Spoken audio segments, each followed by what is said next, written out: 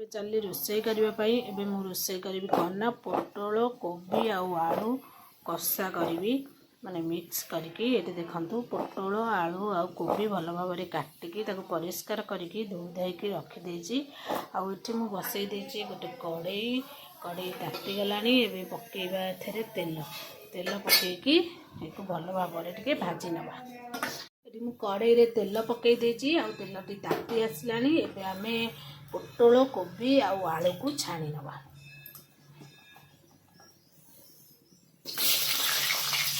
पोटल कोबी आलू पकई देती ये भल भाव में भाजी नवा ता भीतर आम मसला प्रस्तुत कर मसला पाई मुझे दुईटा पियाज काटी देती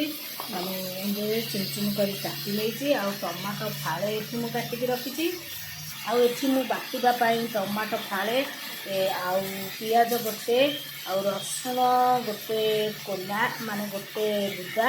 आउ अदा टिके कंचा लंका दुईटा धनिया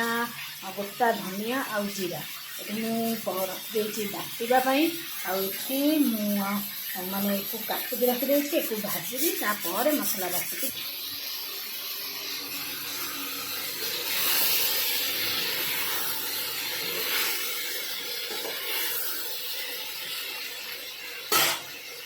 मसला टी बाटिकी रखीदे आठी भल भाव में भाजी ये मोर रेडी हो गला पोटल आलू आ कोबी भाजी हो गला एबे काढ़ी आ मसला कषे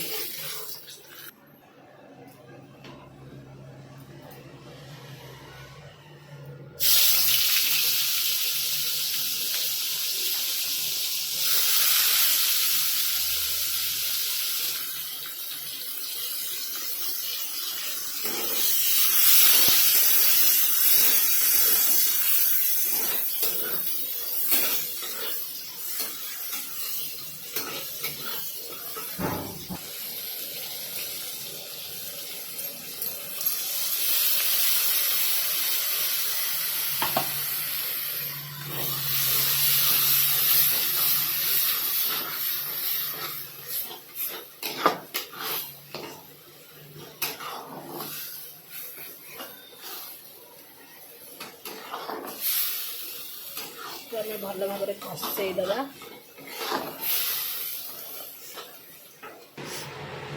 सब पकई देती लुण हलदी लंका गुंड मीट मसला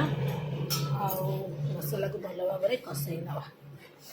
अल्प अल्प पानी देकी 5-10-15 मिनट खंडे कषेबा मसला हो गला रेडी ए कोबी आलू आ पोटल को पकई देती आगे भल से कषे दबा टे गोले नवा मसलाटा पूरा मिक्स है पानी दबा अल्प माने कषाया करी डाली कर जेहेतु से बेसी झोल करी झोल कले भी चलो मुझे कषा करी